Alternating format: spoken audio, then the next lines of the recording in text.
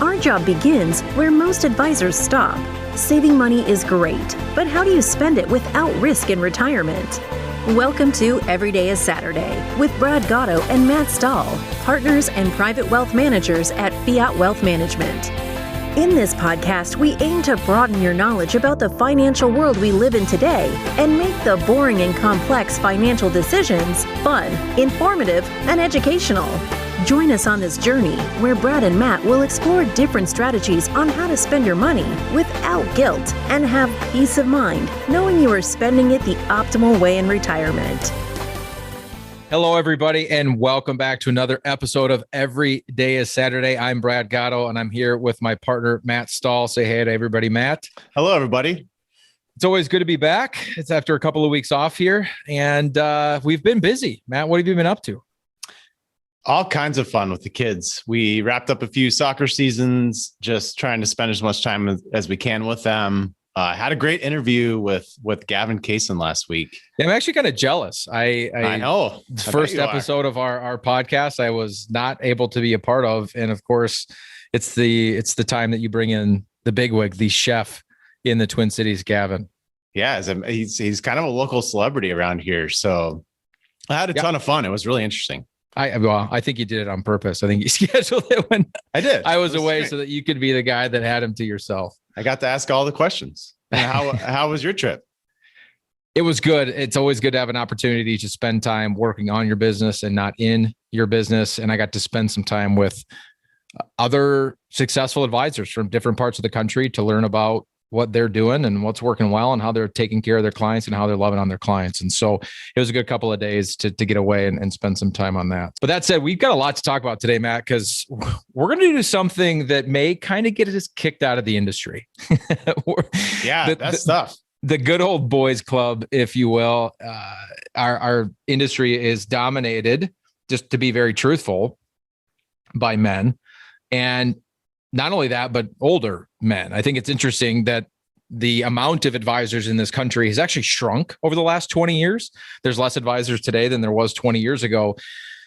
And on top of that, most of them are up there in age. I don't want to, use any words around it. We'll just say they're wise. But there's more advisors over the age of 80 than there are under the age of 30. And so it is kind of a good old boys club.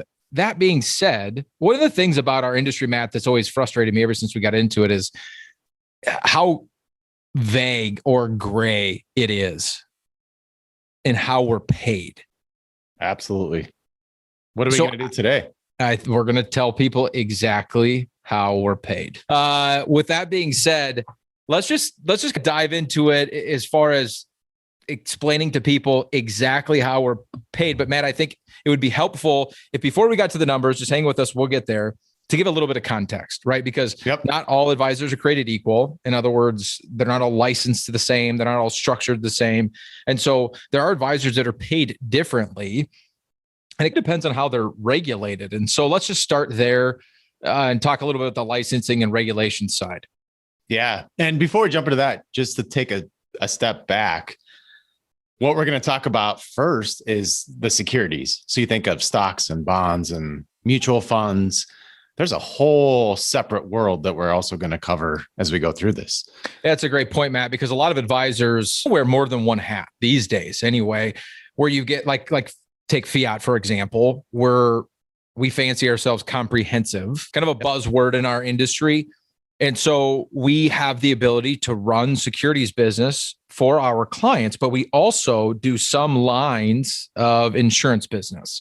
And that's a whole different set of compensation and how you're paid on the insurance side than it is on the security side. And the good news is for today, we're going to uncover both, right? We're not going to just stick to one or the other, because at the end of the day, we're paid in two different ways. And we think people should understand both. But for those wondering, most advisors out there, at least these days, have kind of a foot in the securities world and also a foot in the insurance world. Not all of them, but good point, Matt. So let's start on the security side, though. Let's talk about that first. Yeah, absolutely. So to stay on the buzzword theme, many of you have probably heard the word fiduciary thrown out there. And so this does come down to a couple different things. It is what is that advisor? What are they beholden to when working with their clients, which is actually going to end up relating to how they get paid. But there's two different standards. There's a fiduciary standard and there's a suitability standard. And depending upon what kind of advisor that person is working with, let's start there. So I'm going to just read a couple of these different things to you as far as what suitability means or what fiduciary means. And so a suitability means that a broker, and remember that word because we're going to come back to it. So a broker works for a broker dealer, and that's whose interest they serve. Now, moving on from that, they operate on a suitability standard, which means the transaction must be suitable for the client's needs. Notice there's no word in there that says the best, the most optimal, no sort of that language, as opposed to on the fiduciary side. So many of us have probably heard the word fiduciary thrown around. That actually means that individual, that advisor, is beholden to put the client's best interests first before their own.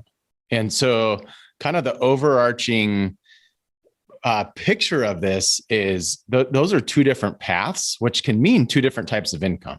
So as Brad and I, we both talk about, it's really helpful to get a history context of this stuff before we start digging into different details.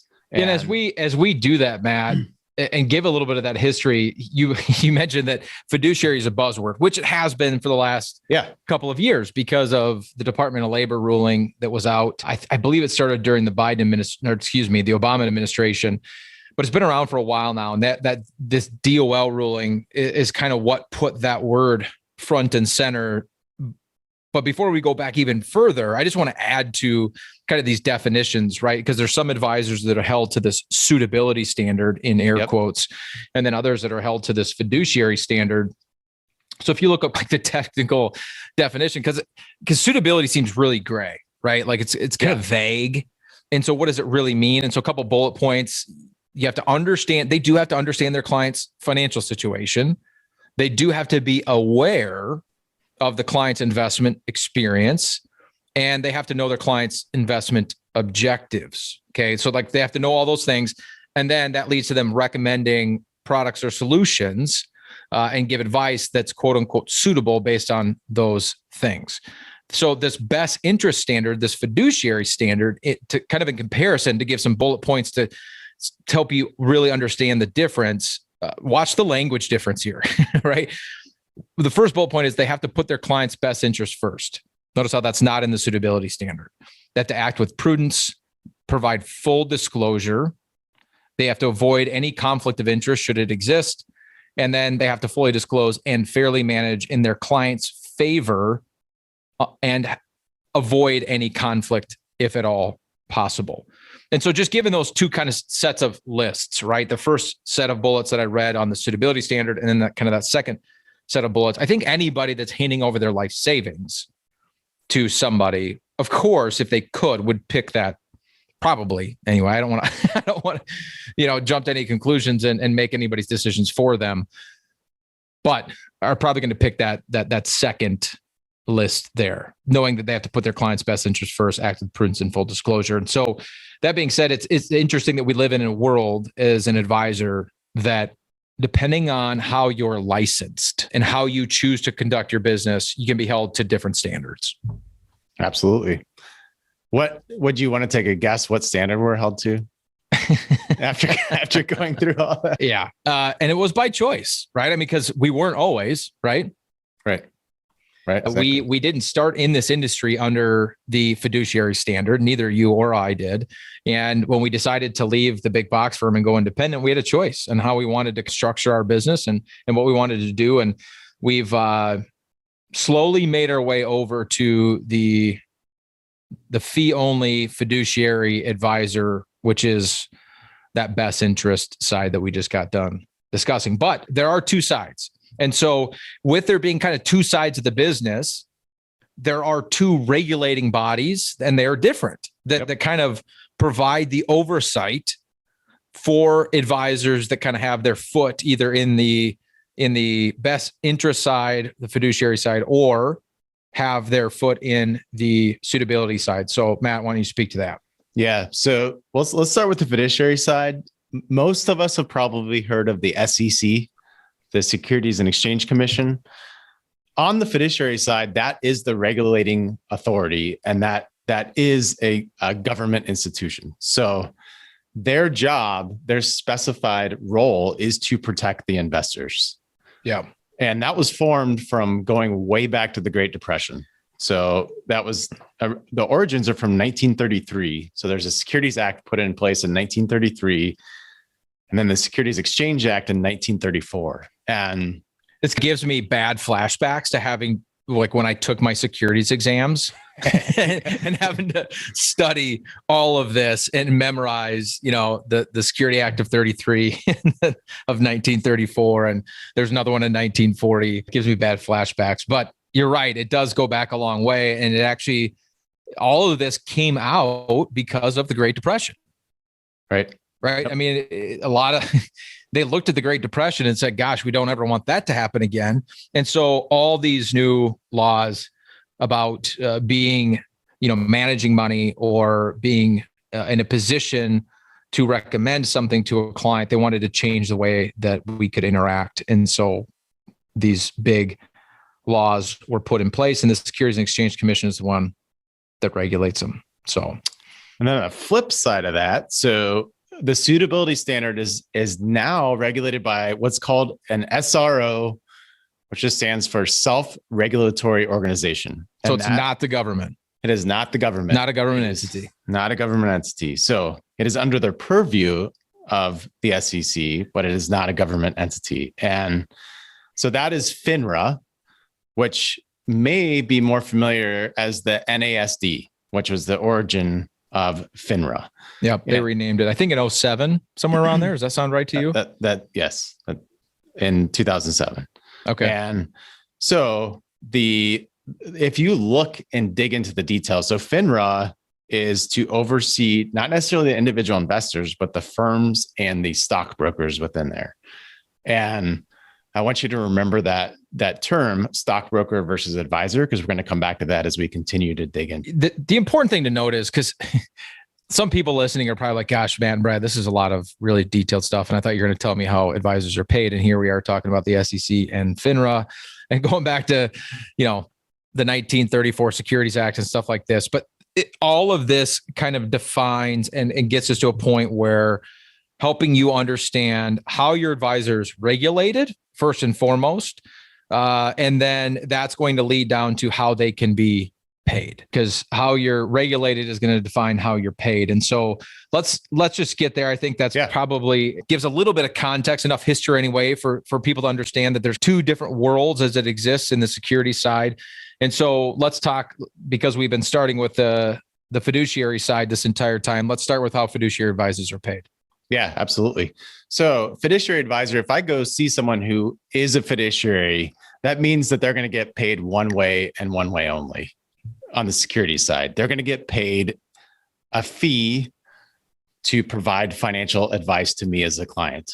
And that fee can be in the form of paying an assets under management fee. It could be a financial retainer fee. But I know if I'm going to see that advisor, there's nothing behind the curtain. There's nothing buried or hidden anywhere. Their fee is transparent and it's disclosed, and I see it directly. What is the fee based off of, Matt? So the fee, typically you'll see two different approaches. You've seen some other creative approaches. For the most part, it will be paid on assets under management. So if you come to me and you have a $500,000 IRA that I'm going to manage for you as a fiduciary advisor, I may charge you 1% per year to manage that, which means that over the course of that year, you're paying $5,000 for us to manage that IRA. Now, Matt, you threw out 1%, and I think you and I flippantly throw that out because that tends to be kind of the ballpark average, whatever language you want to use there. But it's important for people to know that it's really up to the advisor. Yep. inside of the SEC's guidelines. So the SEC, they actually changed this recently. They used to say you could charge whatever they deem reasonable to your clients. And the kind of the top end of that used to be 3%. If you charge 3% or less, then they just kind of left you alone. Now it's 2%. And so on the high end, you're going to pay an advisor 2% per year to work in your best interest inside of whatever model they have and what they do for you. And then on the lower end, you could definitely pay less than 1%. And typically, Matt, and you can speak to this if you want. Yep. We see that with higher net worth clients where they'll get kind of a break point, kind of a Costco type pricing in their fee percentage because of the significance of the assets that they have. You know what? 1% is just a nice, easy round number, and it's easy math for everybody. So Yeah. So that's one path is the AUM structure. And now assets under management, AUM. Assets under management. Sure Yep. Thank you. I don't like the jargon. I don't like the jargon any more than you do. So we have the assets under management fee on one side, and that can vary from firm to firm. So one financial advisory firm may provide true comprehensive services where it's tax planning, estate planning, retirement income planning, and another firm may just provide straight investment advice. Yeah. And so you may see two completely different fee schedules depending on the service that particular client is going to get. Yeah. Sometimes you'll also see a flat retainer fee where that typically will be based on how many hours. So it would be similar to going to an attorney or a lawyer. So I'm going to pay X dollars per hour. And so that advisor is going to look at the scenario and say, hey, this is going to take me and my staff 20 hours. I'm going to charge $300 an hour. So this is $6,000. So that's typically another structure that you will see. But the bottom line is the advisor is supposed to disclose, regardless if it's based on the assets that they manage, it's the percentage of the assets that they manage, or it's the flat retainer fee. It's supposed to be fully disclosed exactly what that fee is. And if it's based on assets under management, then somewhere on your statement, doesn't matter if you're at Merrill or Morgan and they have their own, internal platforms that they manage your money on, or you're working with an independent advisor like Fiat. And typically the custodians that you're going to see your money at are TD Ameritrade, Charles Schwab, or Fidelity, depending on where the money is at and the way the statements look. Somewhere on your statement, it should say exactly what you're paying your advisor. And more, I guess the majority of times, Matt, that's a quarterly fee. So 1/4 of whatever you're getting charged on an annual basis will come out once a quarter. Some advisors like us charge monthly. So a little bit of nuance on how they bill. But the bottom line is it should be on your statement somewhere. So if you're listening to this podcast and you're like, I'm pretty sure I work with a fee-based advisor, I just don't know where the fee's at on my statement. It's on there. Some of these firms don't do a very good job of, with language and just spelling out, this is your advisor fee. It just calls it a fee. And I think, I have my opinions on why they might do that. But the bottom line is it's on your statement somewhere. It's regulated by the SEC that it has to be there. Absolutely.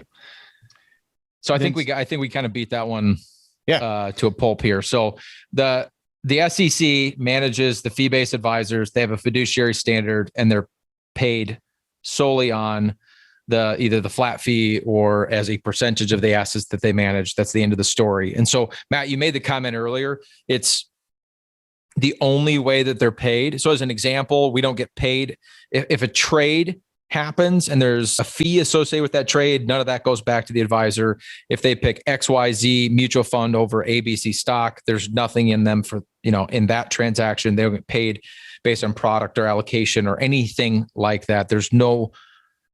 They have no conflict of interest as it relates to investment decisions or trading the account or anything like that. Absolutely. Yeah. So the other side of the world, the broker side that's regulated by FINRA, that we discussed earlier, the Financial Industry Regulatory Authority is what FINRA stands for. Talk to me a little bit about how those advisors are paid. Thank you for clarifying that acronym.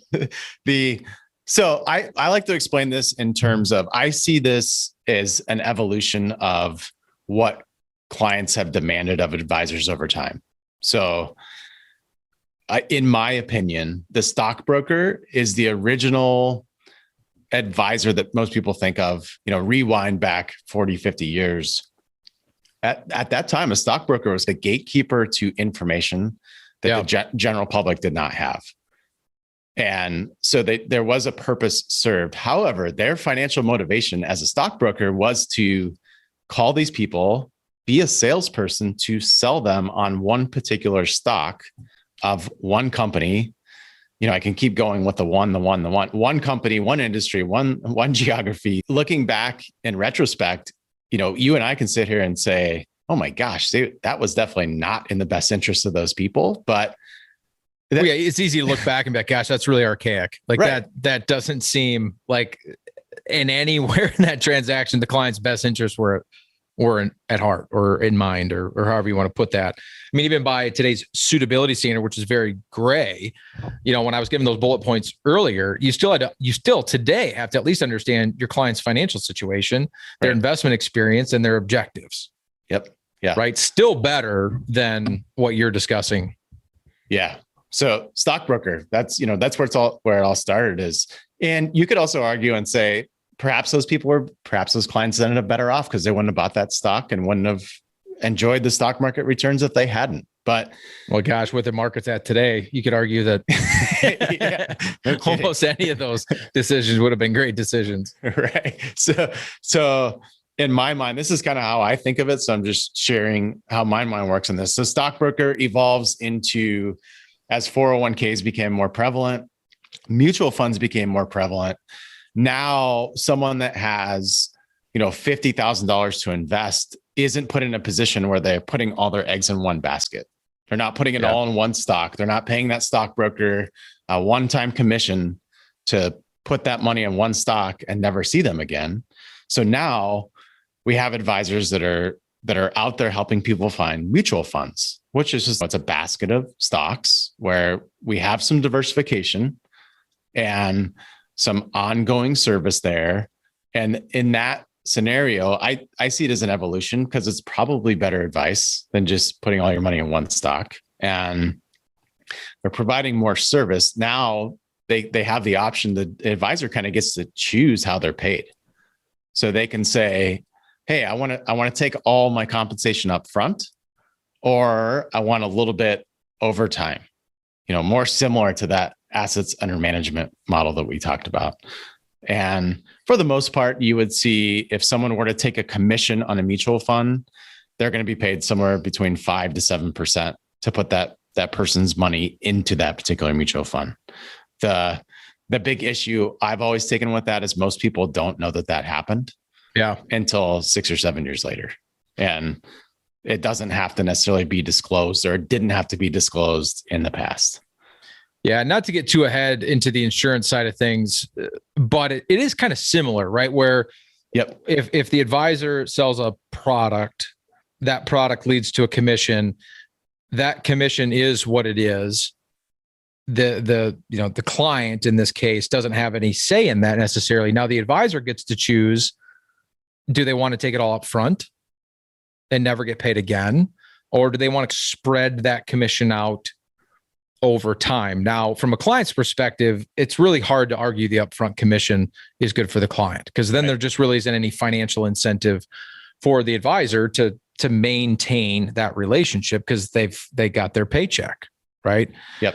But the bottom line is people should just understand now in the mutual fund world, Matt, you spit out the number between 5 and 7%. Most of what I've seen on the mutual fund side personally is in that 5 to 5 3/4 range, depending. And a lot of these fund families to become more competitive have actually brought some of that down a little bit. But the bottom line is they're paid a commission. And so there is some incentive to stick to certain products. And on top of that, it's kind of like the airlines, Matt. You and I just had this conversation earlier today. We were talking about the airlines and like these frequent flyer programs and how if you travel with any level of frequency, you tend to stick to one airline because of the perks that go along with it. In fact, I will sheepishly admit I've paid almost double for a flight because it was on the right airline that I wanted to be on. Then I could have got it from somewhere else. But mutual fund families do that kind of stuff too, where if you put so much money with a mutual fund family, there could be incentives for the client, first of all. So their upfront loads, as they're called, or fees to get into them are less, but it could also be beneficial to the advisor side as well. But the bottom line is the product can dictate the recommendation. At least it leaves it open for the possibility of a conflict of interest. Yeah.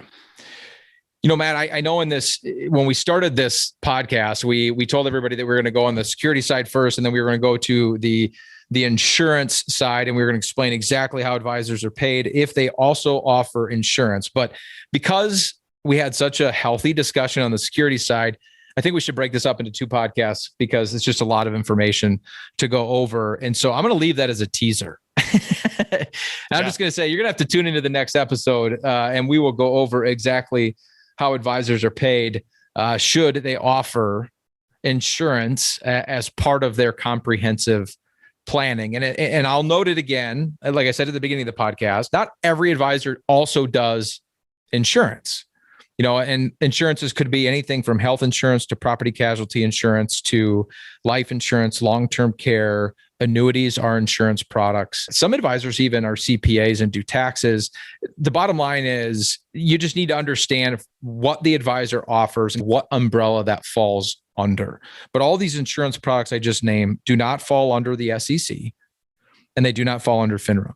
It's a completely separate deal. And quite frankly, from an advisor's perspective, you could argue maybe in a lot of ways, Matt, I'll see if you agree with this, kind of have to wear a little bit of a different hat on the insurance side than you do on the security side. Absolutely. Yeah. Completely different approach altogether. You're looking at it from a completely different lens as part of the overall plan. So yeah. Yeah, I think probably the teaser of all teasers, because I think there's probably less clarity when it comes to how advisors are paid when it comes to insurance, whether it's life insurance or annuities or otherwise. And there's a lot of thoughts are out there around that. And we'll get into specifics. We'll tell you exactly not only how we're paid, but how much we're paid and give you a general sense of what the industry looks like. If you tune into the next episode. I like that. I like that cliffhanger. Nice job. It wasn't planned, but it was pretty good. So as always, guys, thanks so much for listening to Every Day is Saturday. We hope this was at least educational and maybe a little bit of fun, maybe a little bit. If you want to reach out to us here at Fiat, you can find us on our website. That's going to get you all of the information that you need. That is www.fiatwm.com. You can also subscribe to our podcast if you have not done so already. We don't want you to miss an episode, especially when it comes to figuring out how we're paid. We'd love it if you'd share it with your family and your loved ones. As always, guys, I'm Brad Gotto. This is my partner, Matt Stahl. Thank you. And we will see you guys next Saturday. But Brad, today's not Saturday. Matt, every day is Saturday. Thank you for listening to Every Day is Saturday. Click the subscribe button below to be notified when new episodes become available. The information covered and posted represents the views and opinions of the guest and does not necessarily represent the views or opinions of Fiat Wealth Management or Foundation's investment advisors. The content has been made available for informational and educational purposes only. The content is not intended to be a substitute for professional investing advice. Always seek the advice of your financial advisor or other qualified financial service provider with any questions you may have regarding your investment planning.